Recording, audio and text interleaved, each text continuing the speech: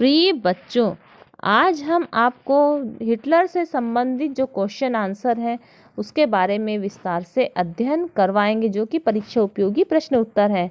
तो देखिए, द्वितीय विश्व युद्ध का तात्कालिक कारण क्या था, या द्वितीय विश्व युद्ध का आरंभ किस घटना से माना जाता है। तो उत्तर देखिए, हिटलर द्वारा पोलैंड पर आक्रमण द्वितीय विश्व युद्ध का तात्कालिक कारण था। हिटलर ने मांग की कि एक देंजिंग नगर जर्मनी को लौटा दिया जाए, पर ब्रिटेन ने उसकी मांग मानने से इनकार कर दिया और सितंबर 1939 में जर्मनी सेना पोलैंड में घुस गई और 3 सितंबर को ब्रिटेन और फ्रांस ने जर्मनी के बीच युद्ध की घोषणा कर दी। इस तरह पोलैंड पर आक्रमण के साथ द्वितीय विश्व युद्ध आरंभ हुआ। फिर एक नेक्स्ट क्वेश्चन आता है कि नास्तिवाद के प्रमुख उद्देश्यों का वर्णन कीजिए। तो नास्तिवाद का प्रमुख उद्देश्य क्या था। तो देखिए, नंबर 1, वर्साय की संधि के अपमान का बदला लेना। फिर है दूसरा, समाजवाद का विरोध करना। तीसरा पॉइंट है, जर्मनी ने खोई हुई उपनिवेश पुनः प्राप्त करना। और चौथा है, सैन्य शक्ति का विकास करना तथा विरोधियों को युद्ध में हिंसा से कुचलना। और जो पांचवा पॉइंट है, जर्मनी को विश्व की महाशक्ति के रूप में विकसित करना। और सातवां है, यहूदियों को जर्मनी से निकालना। इस प्रकार से नास्तिवाद के उदय का मुख्य कारण था। अगला प्रश्न है, मित्र राष्ट्रों के साथ वर्साय की संधि और वर्साय की शांति संधि जर्मनी के लिए कठोर और शर्मनाक थी। इस कथन को स्पष्ट कीजिए। तो इसके भी पॉइंट निम्नलिखित हैं। देखिए, नंबर 1, इस संधि की वजह से जर्मनी को अपने सारे उपनिवेश तक करीबन 10% आबादी, 13% भूभाग, 75% लौह भंडार और 26% कोयला भंडार फ्रांस, पोलैंड, डेनमार्क और लिथुआनिया के हवाले करने पड़े। फिर आता है दूसरा पॉइंट, जर्मनी की रही सही ताकत खत्म करने के लिए मित्र राष्ट्रों ने उनकी सेना भंग कर दी।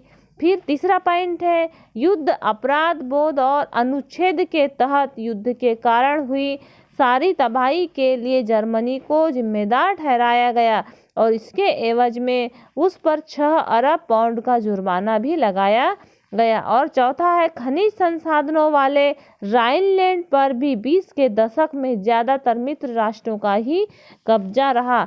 इस प्रकार से जर्मनी के साथ क्षति हुई।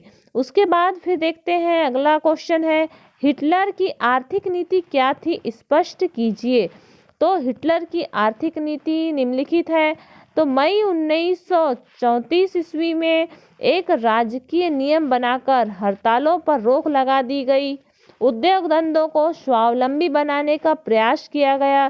खेती को राज्य के नियंत्रण में कर दिया गया और श्रमिकों के अधिकारों की रक्षा के लिए श्रमिक संस्थाएं स्थापित किए गए और अस्त्र शस्त्र, समुद्री जहाज, वायुयान और वस्त्र उद्योगों के निर्माण में विशेष बल दिया गया।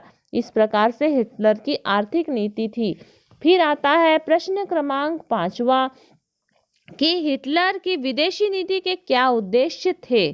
तो हिटलर की विदेशी नीति देखिए कि हिटलर की विदेशी नीति का मुख्य उद्देश्य जर्मनी को शक्तिशाली बनाना था। और दूसरा है, उसने वर्साय की संधि का उल्लंघन किया। तीसरा, उसने इटली, फ्रांस, इंग्लैंड, रूस, पोलैंड तथा जापान के साथ संधि की। और चौथा है, उसने ऑस्ट्रिया एवं चेकोस्लोवाकिया पर आक्रमण करके उन पर अधिकार कर लिया। और हिटलर ने 1 सितंबर 1939 को पोलैंड पर आक्रमण कर दिया, जो कि द्वितीय विश्व युद्ध का मुख्य कारण था। अगला प्रश्न आता है कि नाजी स्कूलों में उठाए गए कदमों की व्याख्या कीजिए, या नास्तिवाद के दौरान स्कूली शिक्षा पर टिप्पणी लिखिए। तो देखिए कि तमाम स्कूलों में सफाई और शुद्धिकरण की मुहिम चलाई गई और यहूदी और राजनैतिक रूप से अविश्वसनीय दिखाई देने वाले शिक्षकों को पहले नौकरी से हटा दिया गया और बाद में उन्हें मौत के घाट उतार दिया गया। दूसरा पॉइंट है, बच्चों को अलग अलग बिठाया जाने लगा। जर्मन और यहूदी बच्चे एक साथ न तो बैठ सकते थे और न ही खेल सकते थे। तीसरा पॉइंट है, अच्छे जर्मन बच्चों को नास्ती शिक्षा प्रक्रिया से गुजरना पड़ता था और यह विचारधारा प्रशिक्षण की एक लंबी प्रक्रिया थी। चौथा पॉइंट है, स्कूली पाठ्य पुस्तकों को नए सिरे से लिखा गया।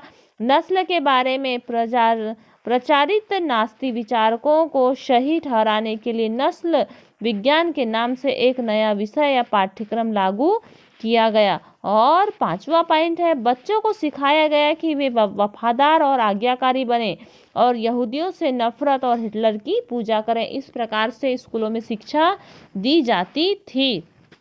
फिर एक क्वेश्चन आता है कि नार्डिक जर्मन आर्य कौन थे? तो उत्तर है इसका, आर्य बताए जाने वालों की एक शाखा।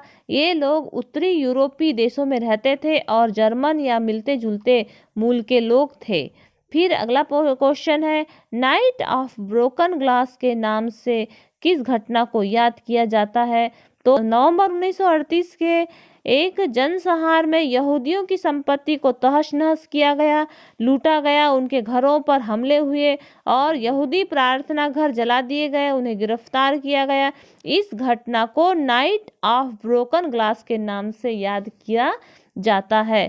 फिर अगला एक प्रश्न आता है, कंसंट्रेशन कैंप क्या है? तो उत्तर देखिए, ऐसे स्थान जहां बिना किसी कानूनी प्रक्रिया के लोगों को कैद रखा जाता है। और ये कंसंट्रेशन कैंप बिजली का करंट दौड़ती कटीले तारों से घिरा होता है। इस प्रकार से यह भी हमने अध्ययन कर लिया। इस क्वेश्चन देखिए कि जर्मनी में हिटलर की तानाशाही किस प्रकार स्थापित हुई?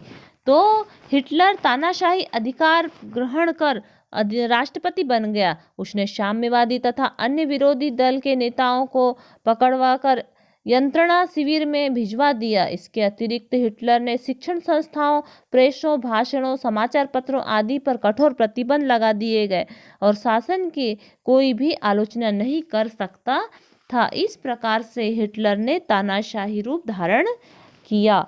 फिर आता है अगला क्वेश्चन, पर्ल हार्बर की घटना के विषय में आप क्या जानते हैं? तो देखिए उत्तर, 7 दिसंबर 1941 को जापान के पर्ल हार्बर में अमेरिकी नौसैनिक अड्डे पर आक्रमण कर दिया और जिससे अमेरिका के 750 वायुयान और अनेक युद्धपोत और अनेक नौसैनिक यान नष्ट हो गए तथा हजारों